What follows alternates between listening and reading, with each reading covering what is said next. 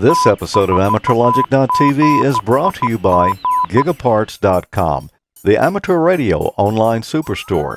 Use the promo code ALTV-FREE3 to receive a free gift with your order. MFJ, the world leaders in ham radio accessories at MFJEnterprises.com. And by ICOM, HF, VHF, or UHF. ICOM has you covered wherever you go.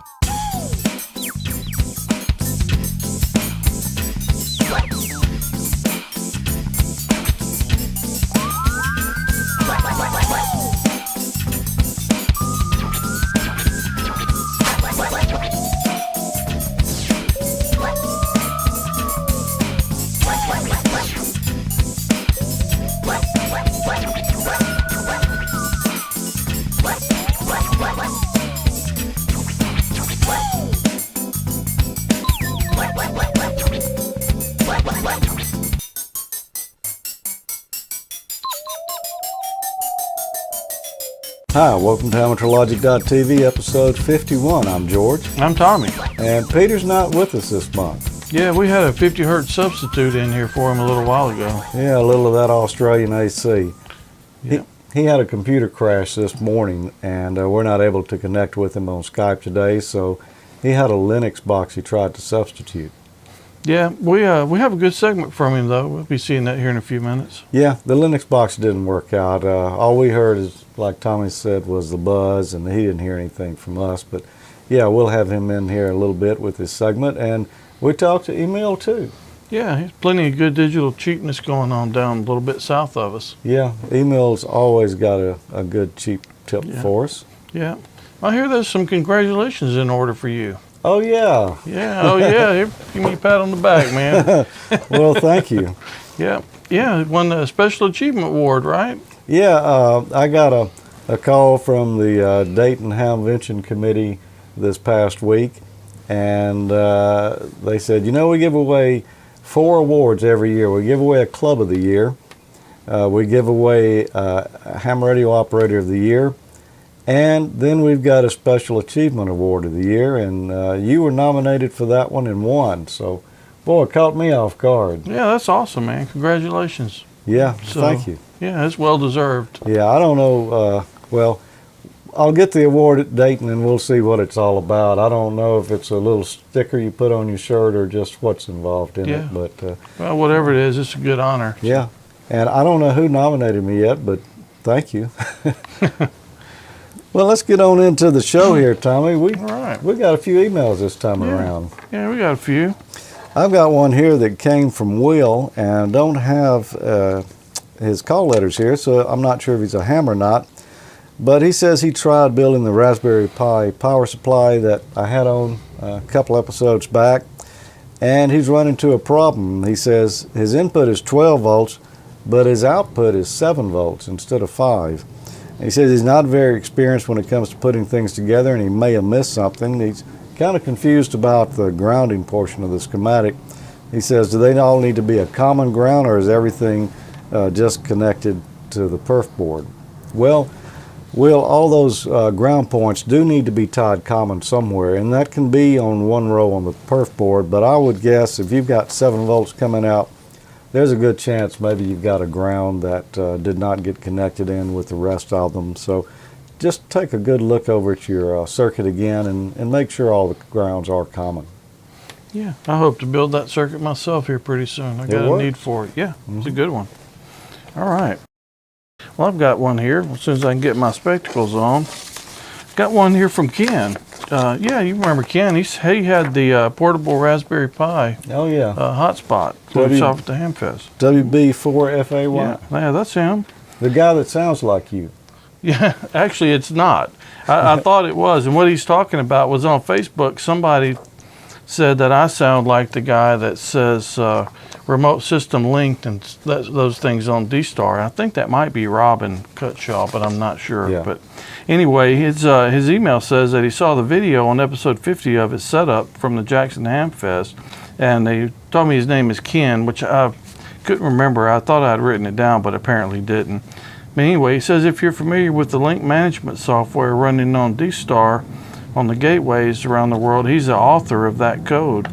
It handles the link timeouts and things like that, and he's actually the voice that says link to reflector, whatever module, whatever. So I hear that all the time. Yeah, me too. Anyway, he said that's his voice. He did all the recordings. Well, so. he did sound kind of familiar when we met him there. Yeah. But I didn't know. He was just some guy walking around with a neat little box. Yeah, I never would have pegged him for that. But anyway, it was really great to meet you.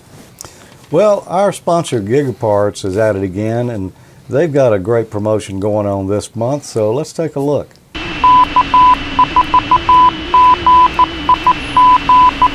Built to last, the ICOM 7410 is the only rig in its class rated for 100% duty cycle, making it the best choice for RTTY, contesting, and digital modes. Get more performance for your money with its best-in-class dual conversion receiver, greatly reducing internal phase noise insertion points.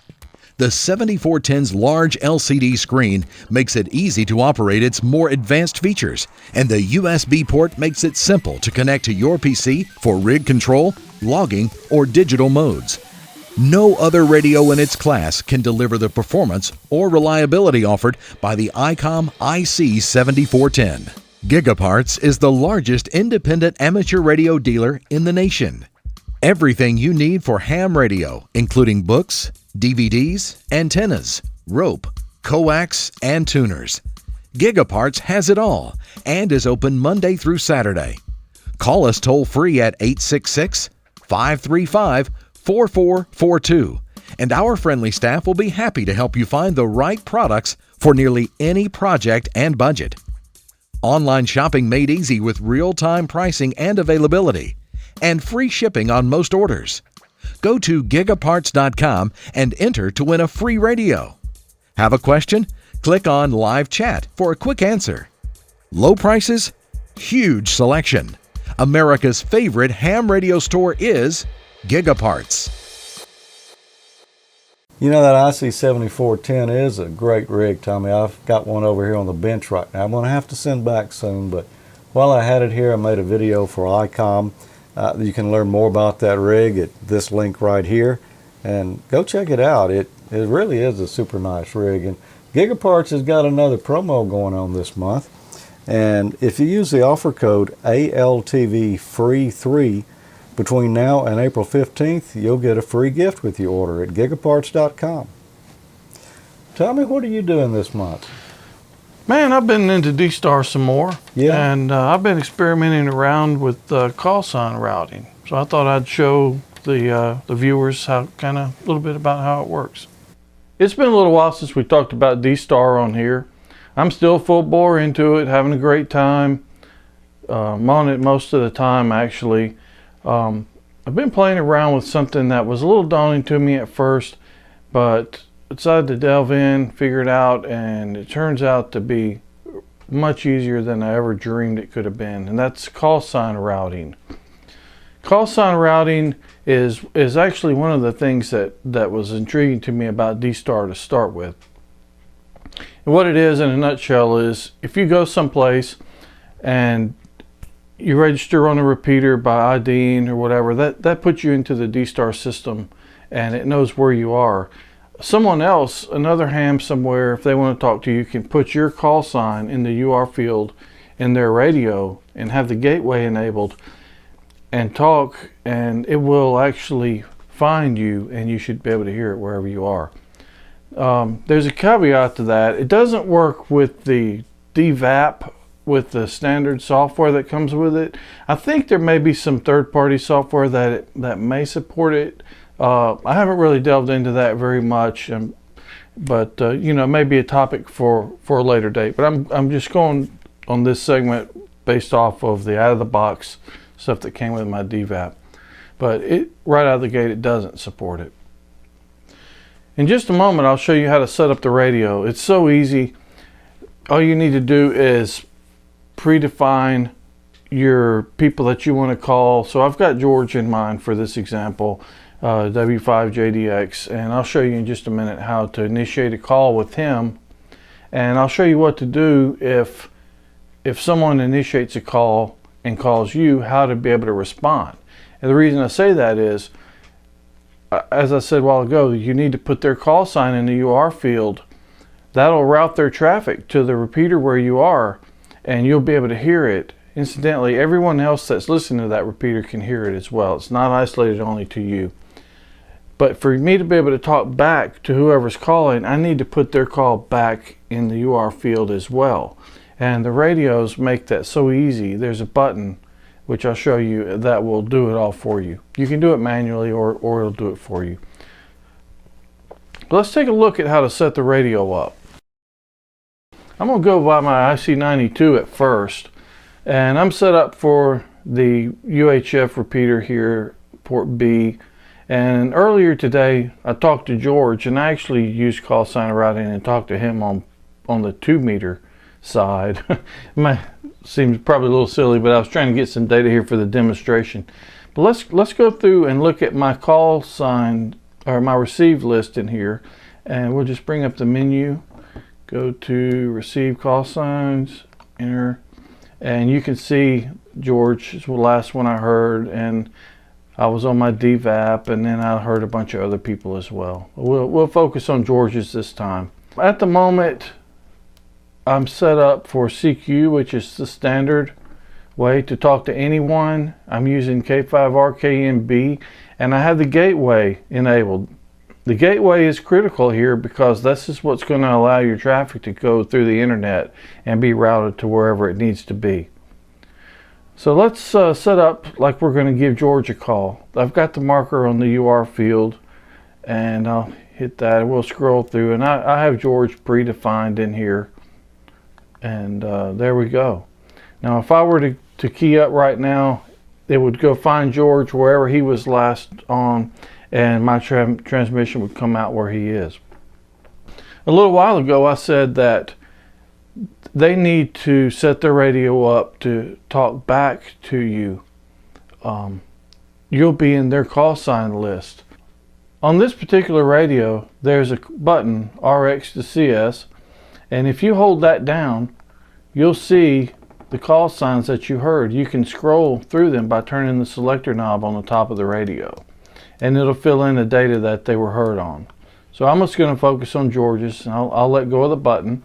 He's actually in there now. So if I were to key up and talk back wherever he was calling me from, it would go out and he should be able to hear me.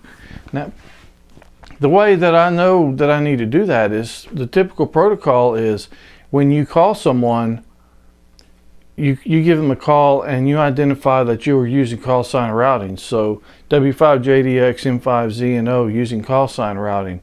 He'll hear that and he'll know that he'll need to put my call in the UR field to get his traffic back to me. So let's confirm that it put him in there. And we can see it did. And I'm still set up for the gateway and everything's good to go. So if I were to talk now, he should be able to hear me. I should be able to respond to him. All of the radios that I'm aware of have this same feature to be able to put the call sign back in off of the list. The 880 has the same button. George confirmed it. The ID31 here, it's a little bit different. I suspect the 51 will be the same, but I don't have one of them. Right now you can see I'm set up for CQ to use the repeater. To bring up the call sign receive list, you can just hold down the CD right here on the rocker switch, scroll through and find whoever you want, and hit the quick menu button, and you can see it's right there on the top, the RX to CS, the same as this button right here. And just hit that and hit it again, and it's there.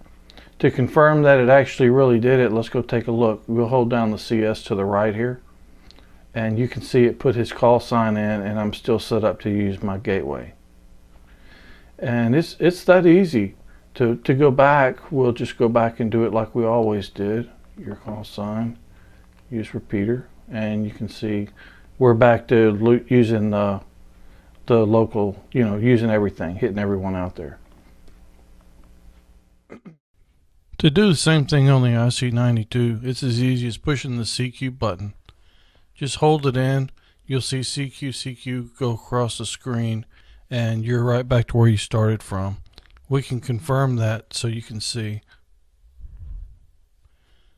Well, go back into the call sign memory and everything's still there. If you're using a DVAP in the standard software, you can't really do any call sign routing, but what you can do is go to this website and put in the call of whoever you want to talk to, and it'll actually show you where they were last heard, and then you can go on your DVAP and actually link to there to talk to them. So it's not like your hands are tied and you can't talk with the DVAP. It's a great tool. I love my DVAP, but when I'm away, call sign routing is pretty nice. As you can see, it's really easy. Give it a try.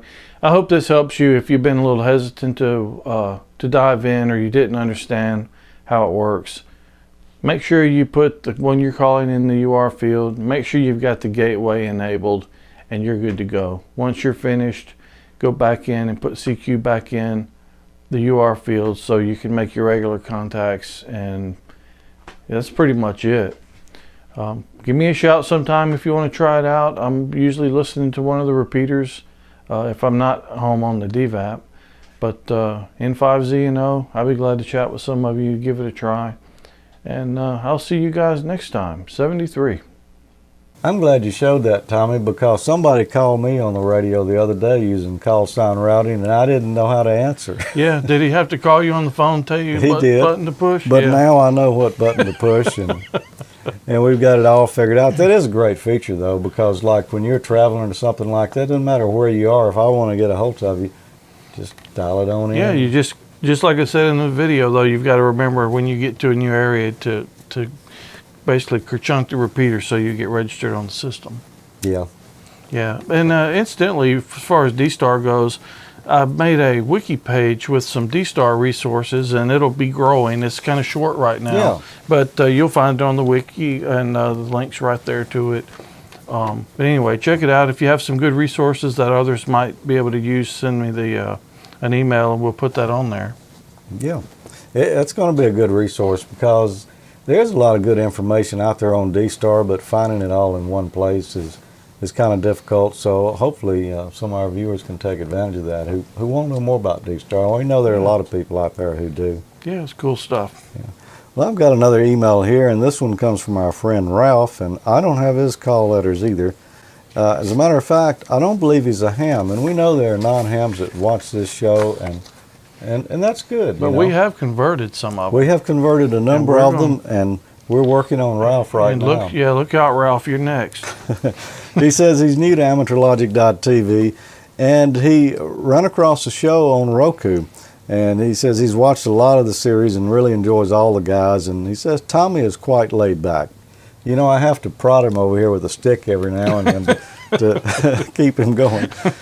But he said he saw the episode on the Soft Rock, and he really enjoys building electronics projects, and he's gotten pretty good at soldering. And he said he built a small project using a surface mount technology recently, and it all worked just first time out. So awesome. That's great.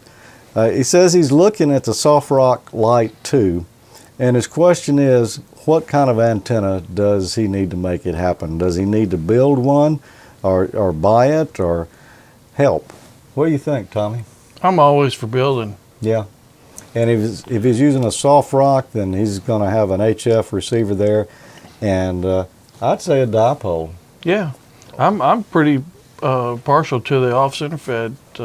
A lot of bands. Yeah, a lot of bands on an off-center fed, but it just depends on which band he's building for, I guess, or what he wants to listen to. But a dipole, even a piece of wire, I mean, just a long wire will work for a receiver. There's plenty of verticals out there, but Ralph, just throw you out a piece of wire and see what you hear, and when you get to where you think you need something better, look up a dipole or a quarter wave vertical and carry on from there. Yeah, if he makes that off-center fed, he's going to get that ham ticket if he watches a few more shows. Yeah. So he's going to want to transmit on it as well. By the time he's got through all 51 episodes, if he is not a ham by then, well, I don't know. I guess we'll have to wait till 52. Yeah.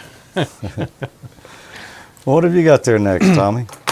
Man, I've got one from my friend Wayne. He says he's one of the emailers that recently saw one of our episodes. He had taken a vacation away from the hobby for a while, and the show sparked his interest in the radio hobby again. Anyway, he's been a ham since 1957. He's taken several vacations away from it. Says he too got the episodes on his Roku. That's really popular. And got his engine started up again. To get back in the game quickly, he recently bought an ICOM 3220 on eBay, but the LED display was broken on it, and the only way he could tune it was with the voice synthesizer. He looked at Ham Radio Deluxe, and that particular ICOM was not one of the radios that it works with. And you're right, it's not. Well, Wayne, it's good to see you found your way back into the hobby. Yeah. But you're right, that radio is not supported by Ham Radio Deluxe. But on the upside, after we got this email, I didn't send it in to George yet, but Wayne sent me one back, and he got rid of that radio, and he bought himself an IC706, which is supported. And I hear that's a good rig too. Yeah, it's real popular. So you'll be a lot more happy with that thing, Wayne. Yeah. You know, when it comes to portable HF operations like field day, backpacking, or emergencies, you need an antenna system that's quick to set up, it's easy to tune, and it's rugged. MFJ's got you covered. The MFJ 1928EX is a heavy-duty portable antenna stand that extends to 6 feet and collapses to only 38 inches for easy transportation. This black stainless steel stand will hold up to 66 pounds of antenna steady and comes with a fiberglass telescoping pole and military-grade quick clamps for quick setup. The MFJ 2286 Big Stick is a portable monopole featuring MFJ's rugged stainless steel collapsible whip paired with an adjustable high-Q air-wound coil. Efficiency matters, so it's not surprising this winning combination stands head and shoulders above shorter backpack antennas. The antenna is constructed of all aluminum and stainless steel components for years of great performance, and it's rated at 1 kilowatt. While it extends to a full 17 feet, the 2-pound monopole collapses to just 28 inches in seconds. Adjusting the length of the antenna and the high Q coil makes tuning a breeze anywhere from 7 to 55 megahertz. For the lower bands, a counterpoise wire assembly is included. Big Stick is for the ham radio operator on the move and on the go and hungry for the next great QSO anywhere, anytime. The MFJ 2289 Big Ears use the same high Q coil and 2 of the rugged collapsible monopoles. Efficiency is the key to launching a big signal in remote areas, and Big Ear does it so well you might forget you left home. The secret is MFJ's incredibly strong and weather-resistant stainless steel telescopic whips stretching to a whopping 34-foot span, twice the length of other portable antennas. The antenna includes a robust 45-degree center mounting block with a built-in balun, and it's good for up to 1 kilowatt. There's no counterpoise required for full 7 to 55 megahertz operation. If you need a quick setup, rugged, high-performance portable HF antenna, you can't beat the MFJ Big Stick or Big Ear. Available at mfjenterprises.com or wherever amateur radio products are sold. So Peter, what have you got for us this time? Well, George, I spent the day at the Hamfest. Oh, which Hamfest was that, Peter? The Wyong Hamfest. I try to go there every year. Well, cool. Let's take a look at the video. Hello everyone from the 2013 Wyong Field Day. I'm Peter VK3PB and I'm here with Chris VK2YY, who's the president of the Central Coast Amateur Radio Club, and also Peter VK3MY, a good friend of mine from Melbourne and the Wireless Institute of Australia, has joined us. First, Chris, great turnout given the wild weather we had last night. Last night we thought it was going to be a flop and we thought we were going to be just in recovery mode, but it looks like we've got about 12 or 1400 people here, so it's been fantastic. Everyone's really supported us great. Yeah, you cannot believe we had severe storms last night, pelting rain, terrible weather. I thought it would be a washout today, but look, it's just turned out great. It's sunny, 30 degrees, and of course, Peter, you've come up with the Wireless Institute of Australia. That's correct, yep. Okay, and you're represented as well, and of course we've got a whole range of commercial exhibitors. Now, Chris, the Wyong Field Day is the largest Hamfest in Australia, isn't it? Yes, absolutely, yes, and it's been well supported. and it's been going since the mid-50s, and it will continue to go. Peter from AmateurLogic. I'm John Fattel from Fattel Communications in Port Macquarie. G'day, John. So Port Macquarie, it's been a little bit of a drive. How many hours drive down from there to here? Only 3. Only 3. Oh, that's not too bad. And so you've got a few ICOM radios, I see, VX170s and the like. And what do we got here? What we call it is curiosities, good quality crap. Yeah, I notice. I presume there are a few old commercial radios in there. Most of it's old commercial stuff, which has been gone, but we've cleaned out pretty well everything we had since we've had I reckon we got rid of well over 3/4 what we bought down. Oh well, that's good. So it's been very successful from your point of view from coming down. A lot of the amateur clubs have picked up a lot of stuff which they've taken away for future projects or what they want to build stuff with, like cavities and all these sort of things. I'm Seppo, VK2 SMA. Right, and over here we've got Kevin. G'day, Kev. JB. Okay, and where have you come down from? From Sydney. Right,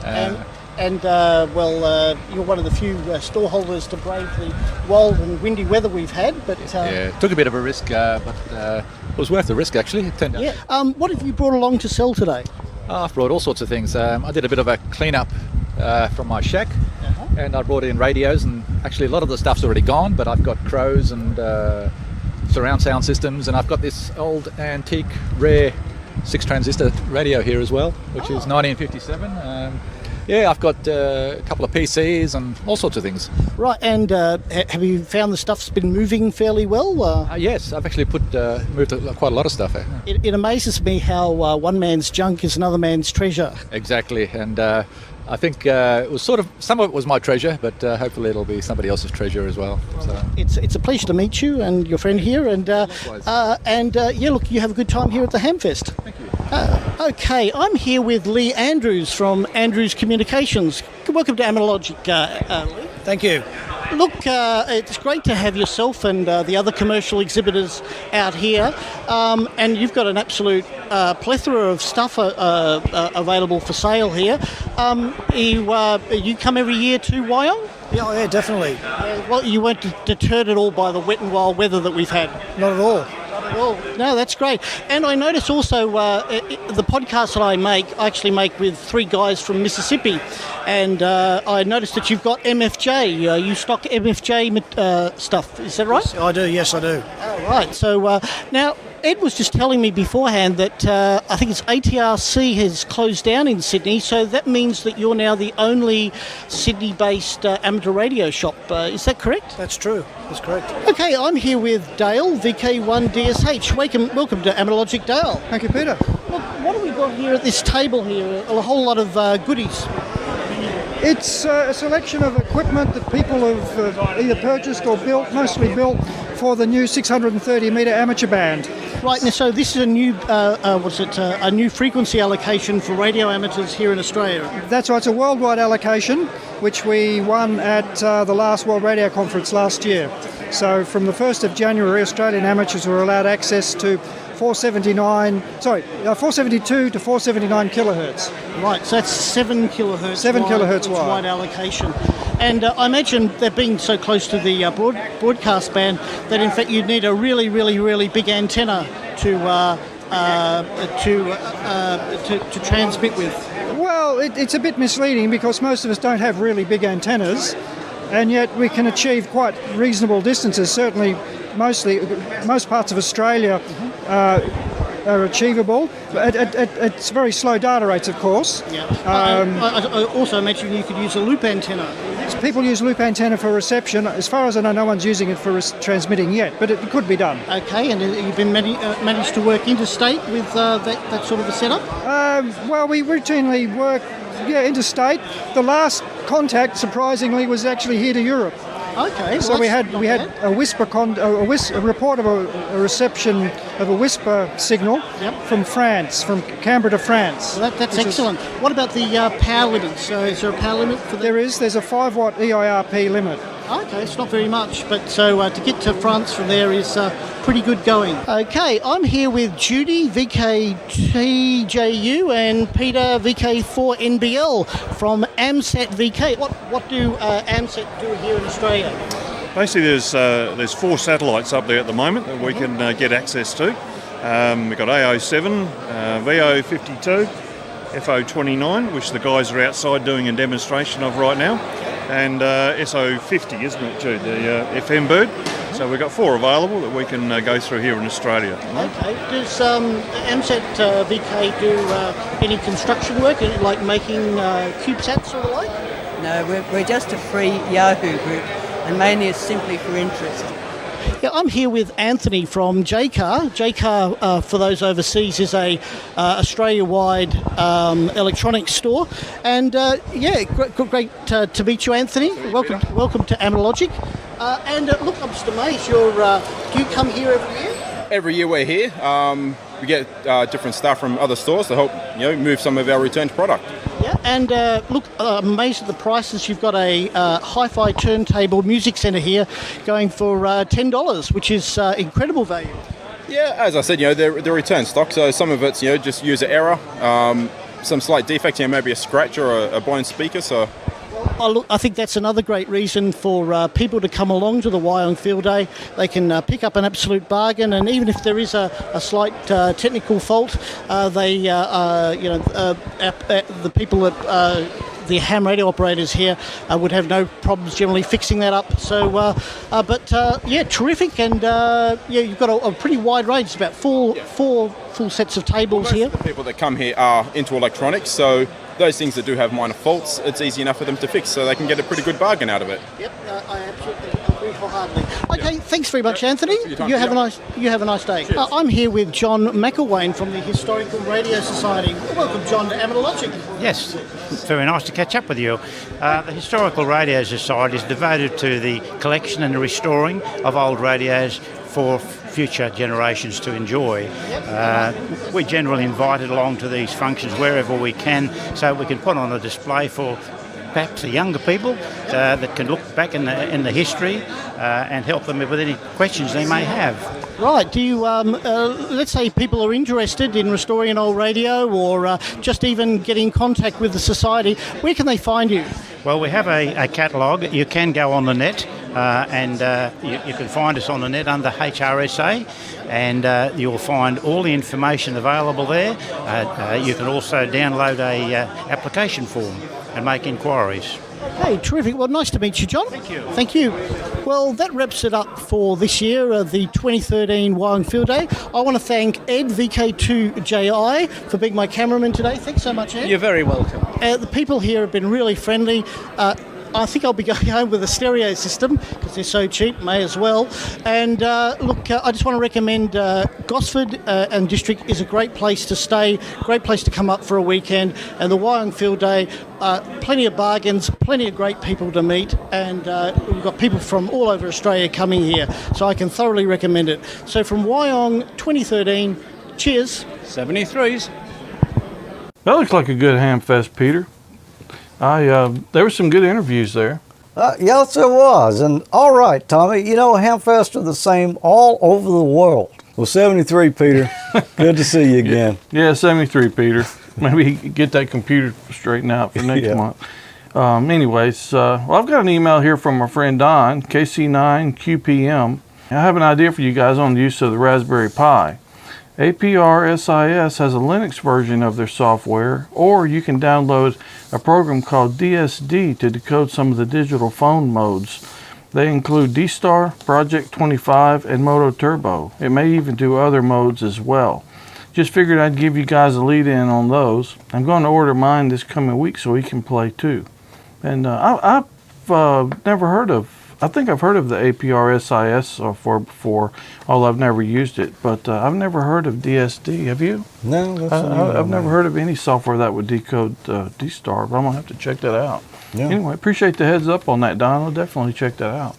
Yeah, I've got one here from Jeff, KD0SEG, and he said that he's a new ham, and he was first licensed in 2012, and then he got his general ticket in late January. Congratulations.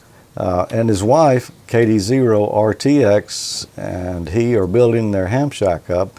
And he says they've got a Yaesu FT857D. And for the next step, they're looking at a good desk mic or a good filtering external speaker. And he wants to know what's the opinion of the AmateurLogic team. Well, Tommy, what is the team opinion on that? I tend to kind of favor the Heil mics. You do? Yeah, I love my PR22. Well, he's wanting a mic or a filtering speaker, one or the other. So yeah, I would go with the Heil mics are great. You know, it all comes down to what it sounds like in the long run. So if you can get a few mics that maybe some of your buddies have got, try them with your radio or with someone else who has an FT857, because all rigs are a little bit different, and that's not necessarily a bass rig, but you know, it will benefit by having an external mic. As far as a speaker goes, definitely you need an external speaker on any rig, in my opinion. Filtering speaker, I guess maybe he's talking about a Clear Speech or one of those. And I've never tried one myself. I know that the 857 does have DSP in it. That's what you run in it, Tommy. It is. I use it for a bass. Yeah. But you know, I've got one of them too, and the DSP in it is maybe not quite as good as it is in some more expensive rigs. So I'm not sure if a Clear Speech would improve that or not, but maybe some of our viewers can chime in on that one and let us know.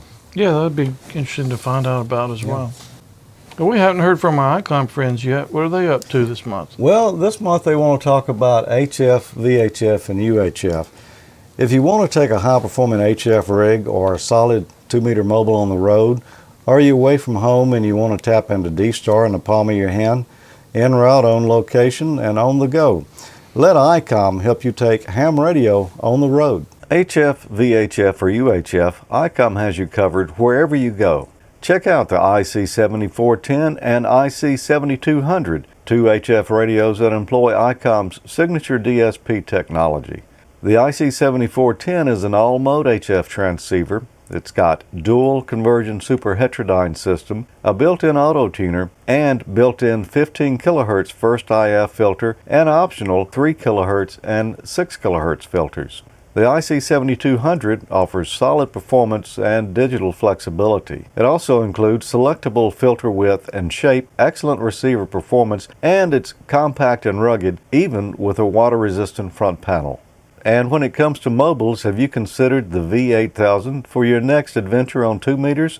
It's got 75 watts of power output in a rugged die-cast aluminum chassis, fast memory channel scanning with dynamic memory scan, complete radio control in the palm of your hand with the versatile mic, backlight customization, and weather scan alert and amateur radio first. And let's not forget ICOM's line of D-Star handheld radios too. The IC92AD is one rugged VHF-UHF dual bander. Its submersible construction can withstand harsh outdoor elements, dual watch capability, a built-in voice recorder in DV mode, and optional GPS mic. It's great for MCOM and search and rescue. The IC80AD is another dual bander with extended receive coverage. It's the handheld companion to the ID880H mobile rig that I use, and it's an affordable option for hams interested in trying D-Star. It's durable and splash-proof, and it has NOAA weather radio pre-programmed. The UHF D-Star ID31A has so many features for on-the-go operation. It's got built-in GPS. It's compact and lightweight with waterproof construction. It's got a micro SD card slot and repeater list up for quick access to nearby D-Star repeaters. So make sure you visit ICOM-America/HF-VHF-UHF for more information on ICOM's line of on-the-go radios. Well, I'm going to be taking ICOM on the road with me on Monday. You are? Yeah, I'm going up to Connecticut for work, and I'm going to go out on the limb, leave the DVAP at home this time, and we'll rely strictly on callsign routing this trip. Okay. So it's a short trip, so maybe I'll survive that one. But anyway, just be sure and check in on the repeater every now and then so it'll find you if I give you a holler. Okay, if I don't answer you, give me a call on the phone. Tell me which button to push. Again. Yeah. Just watch my segment. All right. Okay. Anyway, speaking of D-Star, from now through April the 1st, if you buy an ID31 or an ID51 from gigaparts.com, you'll get a free USB thumb drive and a hat. Yeah, cool. Thanks, Gigaparts. You know, we hadn't done anything lately on the Arduino, Tommy. Yeah, we haven't. We're past due. I've got something just special for you right here. The Arduinolator. Here's our built-up circuit. We've got a little speaker here, and that's connected to ground on the Arduino, as well as digital pin number 8. We'll be using that pin as an output to drive the speaker. Over here on digital pin number 2, we're going to use it as an input. Follow this yellow wire back, and we'll find that it goes to one side of a push-button switch. The other side of that push-button switch goes to the ground bus here, this row of terminals on the back. We can see down here on the opposite end, there's a black wire that runs over and connects to ground on the Arduino.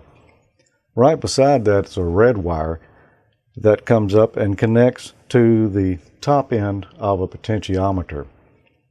Also from that red wire, which is plus 5 volts, there's a 10k ohm resistor here, and that's connected to the side of the push button switch that runs back over here to digital pin number 2. That's called a pull-up resistor, and the reason it's there is we want to hold this value high on the line at all times. When we push the push button, that will short it out to ground, so then this lead will go low.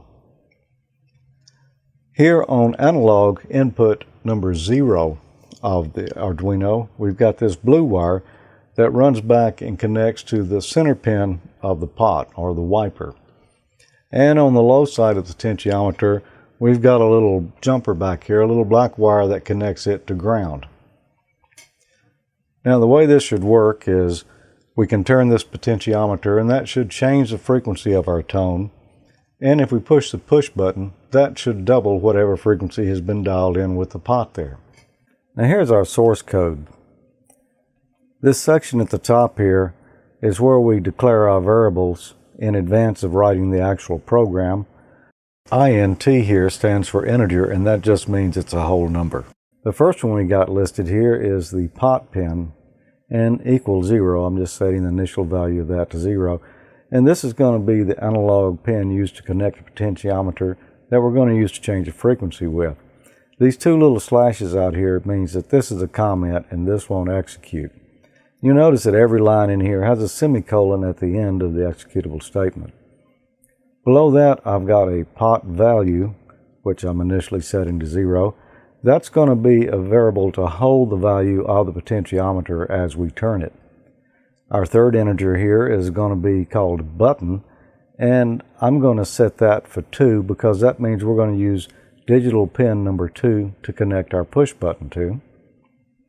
The fourth integer will be button value.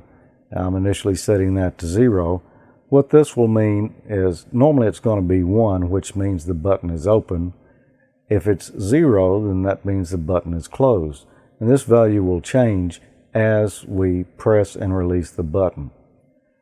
The next down here is integer speaker equals 8, and that just means that we're using digital pin number 8 to connect our speaker output to. And then the final declared variable here is an integer we're going to call freq. We'll set that to 0, and that's just going to be the frequency of the tone that we're generating. Now the next section here, it's called setup. Void is written at the front of that, which means that this function doesn't return anything. Setup is going to be called anytime an Arduino program is first run. And we notice we've got these curly braces here. There's one going to the left at the beginning of this setup section here, and there's one going to the right at the bottom of it. That marks this as belonging to setup.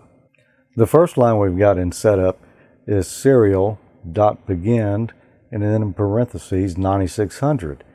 What that tells the Arduino to do is open up serial communications and do it at 9600 baud. The next line here is pin mode, and then in parentheses button, comma, input for the pin named button, which if we look up here, that's going to be pin number 2. We're going to set it as an input as opposed to an output. The next section of our code here is a loop, and just about all Arduino programs are going to have a loop that executes continuously while the program's running. The first thing we're going to do is read the value of the potentiometer, and that value can be anywhere between 0 and 1023. So we have pot value, and we know pot value, if we look up here, is going to be an integer, equals analog read, and then in parentheses, pot pin. We're going to do an analog read of pot pin, which is pin number 0, and we'll assign whatever value that is read and put it in pot val. The next line is button val equals digital read, and then in parentheses, button, semicolon. What this does is it's going to read digital pin number button, and if we look up here in our variables, we see that button is going to be 2. So we'll do a digital read of pin number 2 and assign whatever value is there to the variable name button val. Next, we're going to do a comparison statement here. If the button value equals 1, if we look up here, we saw that what we said is 1 will equal button open. So if the button is not pressed, frequency is going to equal pot val. We just got pot val right here, so we'll just assign that straight to the frequency variable.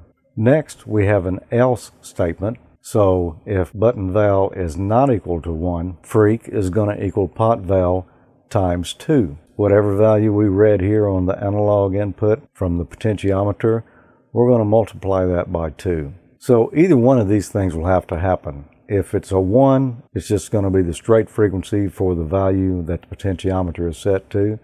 If we're equal anything else, which can only be 0 in our case, then the frequency is going to equal pot val times 2. Next, we'll produce a tone. So we've got tone, and then in parentheses, speaker, comma, frequency. We're going to generate a tone, and we're going to produce it on digital line speaker, which if we look back up here, that's going to be pin 8, and the tone will be freq. And then the final line, serial.println, or PRINTLN, and then in parentheses, freq. What this is going to do is just for debugging, it's going to write the value of whatever freq is to our terminal window here so that we can see on the computer what frequency is actually being generated. Now this program can run without a computer attached, so this is just for our benefit while we're debugging. So let's upload the code and see how it goes. We'll reach up here and we'll push the upload button. We'll see the code load into the Arduino, and as soon as it's loaded in, it begins running. We can go over here to Tools and we'll click on Serial Monitor, and now we can see that the pot is turned all the way down, so we have a frequency of 0. Now let's change that pot and see what happens. As we start increasing the frequency, we'll notice on the serial monitor that the frequency is increasing there as well. Now let's push the switch and see what happens. We notice that the value on the serial port doubles. So there you go, a simple little Arduino program that is a useful square wave oscillator, and it shows us how to use a potentiometer and a push button. The Arduino is a lot of fun to play with, and even if you're intimidated by programming, you should give this a try. It's really not that difficult, and there's a lot of instructions and projects online to help you along the way. I'll be back. Man, that's pretty funny, the Arduinolator. Yeah. That's great. That Arduino is just an awesome device, and your segment showed a lot of the possibilities you can do with that thing. A lot of people don't even think about the analog inputs. Yeah, I just wanted to show how simple it was, you know, to use an analog input and a digital input, and how little code it took to do that with. Yeah, it was really short. Yeah, Good and one. there's plenty of resources on the internet, so if you've got a little hankering maybe to play around with microcontrollers, highly recommended. Well, Tommy, what do you say we go check in with Cheap Emile? Hey, Emile, how's everything going down south? Pretty good, guys. Pretty good. It's good time, good weather right about now down here. No more repercussions from your power failure last month? I haven't heard anything from anyone, George. Okay, that's good. Well, what have you got to show us this week? This month, I'm going to do a segment on both analog and digital modes of slow scan television.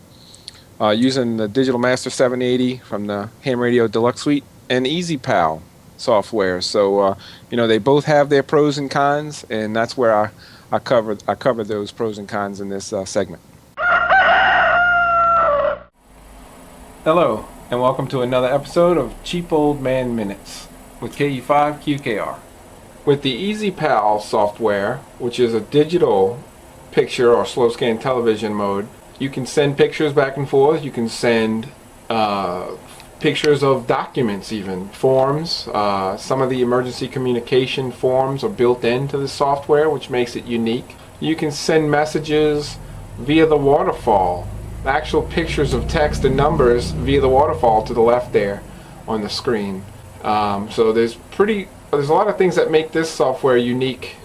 But the obvious difference between this software and some of the other slow scans is that it's sending digital information, which makes the pictures a little crisper and cleaner as far as the transfer goes.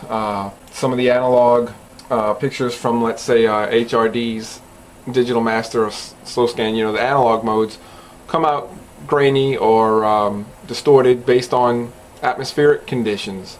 So this one is pretty neat in that regard and works pretty well. Signal levels still have to be a little bit higher for this to actually transmit and work good. So that's a drawback, but depending on the conditions, this is a good way to go and a neat software, especially with how they've integrated some of the emergency radio informed sending options in it. Good stuff. They've also integrated the internet into it via FTP and other internet websites, so you can relay messages if pictures or the transmissions are outside of your range and you didn't quite copy it. The software will actually relay or go get copies of it from other sites. So neat stuff. I haven't played with that function too much, but maybe another episode. So anyway, EasyPal, give it a look. It's pretty neat.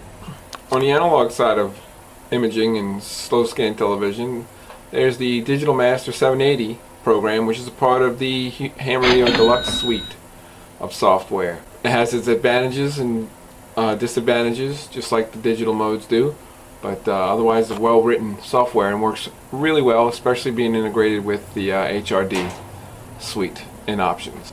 You can tune the radio, since it's integrated with the Ham Radio Deluxe software, to the favorite spots or the favorite frequencies that slow scan television uses across the bands. They've actually written that into the software, which is nice since it is integrated with HRD. Good feature of this software. Some of the images, you'll notice the difference on the analog versus the digital transfer mode in EasyPal. Some of the differences, some of these images are grainy depending on the atmospheric conditions. You might not even get a full image or detailed or a properly decoded image. So there are advantages, but this one, just like CW, it'll come through. It may not be the best looking picture, but you could probably make out something if you have to.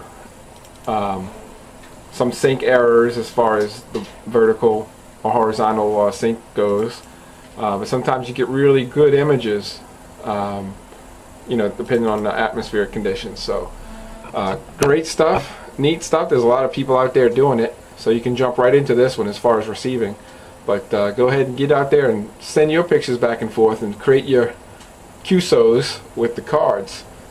Like I said, it's kind of like an instant QSO exchange, QSL cards, which is nice. You can hear some of the audio there of slow scan television. Probably heard that on the bands. Well, Emile, that EasyPal being digital just looked great. Why would you ever even want to use the analog anymore? Well, George, just like the good old modes like CW and other modes, other modes seem to come through when the signals conditions just aren't there. So the analog definitely has its place. So you're saying that you can get an analog signal through in times that the digital just wouldn't work? That's correct. Okay. That's interesting. That's a lot like the old WeFax stuff I used to play around with a long time ago with my shortwave receiver. Yeah. You could see the picture at least. It might be a little fuzzy or not, depending on the conditions, but at least you can make out the basics. All right. Well, that was cool, man. Glad you showed us a little bit on Slow Scan TV this week or this month, and we'll look forward to something cheap next month. Do you know what you're going to do yet? Yeah, I'm probably going to continue down this trend of digital modes and demonstrations, and I know one of them that's pretty dear to your heart probably as far as audio goes. There's a lot of adjustments to do with audio, so I'll probably cover something along those lines while doing one of the other modes. Cool. We can't have too much audio. Well, good to see you again, man. We'll look forward to another Cheap Old Man Minute in April. Alrighty, 73. Yeah, 73. 73 to you, man. It's always great to visit with our Raging Cajun, isn't it? Oh, yeah, man. He is a hoot. He is.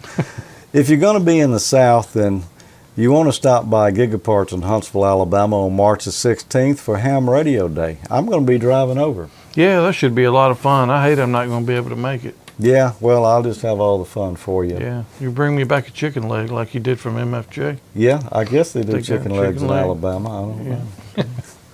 But it's going to be a lot of fun. There'll be a lot of representatives from the different amateur radio companies there. I'm really looking forward to it. Speaking with some of them and meeting some of our friends over there and viewers. So if you can, make it over to Huntsville, Alabama on March the 16th for Gigaparts Ham Radio Day. We're looking forward to a big time. And, you know, I think I'm going to be on HF somewhere that Friday night the 15th driving over. I don't know.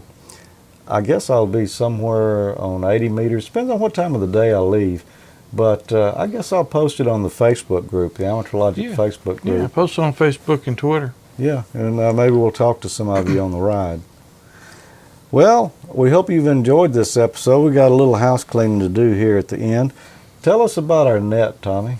Yeah, we have the AmateurLogic net on the Dewdrop-In conference server, node 355800. It's at 8:30 Central Time, and I should have done the math for what UTC is, but anyway, it's on the Monday following release day. Yep. So And anyway. that's usually the third Monday of the month. Yeah, typically, yes, it is. Yeah, and check out Dewdrop-In at Dewdrop-In Star on Echo Link. Just about every night there's something going on there. They have a lot of nets. I think they have the Amateur Radio Newsline net on Saturdays on there. So that's a lot of fun too. Bunch of great guys there. And we do want you to join us on our Facebook group. Just search for AmateurLogic on Facebook and join in. We got a lot of members there. There's always a lot of activity going on, discussion, people asking questions, people making silly comments, and just all kinds of stuff. Great group of guys there. And we got the same thing going on other places, don't we, Tommy? Yeah, we're on Google Plus. Yeah. And we also have I mentioned a few minutes ago, a Twitter account Yeah. at AmateurLogic. So just, follow out AmateurLogic on Twitter or search for AmateurLogic on Google Plus. And you can also find us on Roku. As each new episode comes out, we're available on Roku. Yeah, and I'm really surprised at how many people have found us through there. Yeah. Alone. So it's a very popular service. Yeah, we're spreading the amateur radio gospel everywhere we go. Yeah, spreading the amateur love, man. Yeah, amateur love. Let's see. Poor choice of words. Yeah, you can also find us on iTunes or on YouTube. Just about anywhere good video is served up. And don't forget the wiki. Yeah, the wiki is back. It's AmateurLogic.TV/wiki. Yeah, it took me a little while to get that bad boy back on. The other one we had was getting hacked all the time. So we took it down and got a nice new secure one up there and steady adding content to it. I mentioned the D-Star page earlier. Anyway, go check it out. Yeah, our friend Dan, N5LVS, maintains it for us. And we try to keep documents, like you'll find the schematic for the project that I did today with the Arduino on there. And we'll be adding more documents as time goes on so that you can look up some of our schematics. You'll also find the links that we talked about in the show. So a good resource to follow up with after you've watched each episode. Yeah, again, like George says, special thanks to Dan for doing all that hard work on it. He's done a great job. He has. And we want to remember our friend Tom Samasico, KB4HQA from HQAradio.com. He's been kind of out here for, I don't know, several weeks now. He's had a few health problems, but we wish him a speedy recovery and hope he's able to return to the air before long. Yeah, absolutely. Absolutely. Well, that's it for episode 52. It's been a lot of fun. It's kind of lonesome around here, Tommy. Yeah, it is. Maybe we can get our Down Under friend back next month. I think if he watched this one, he'll make sure he's back next month. All right, 73. Yeah, 73.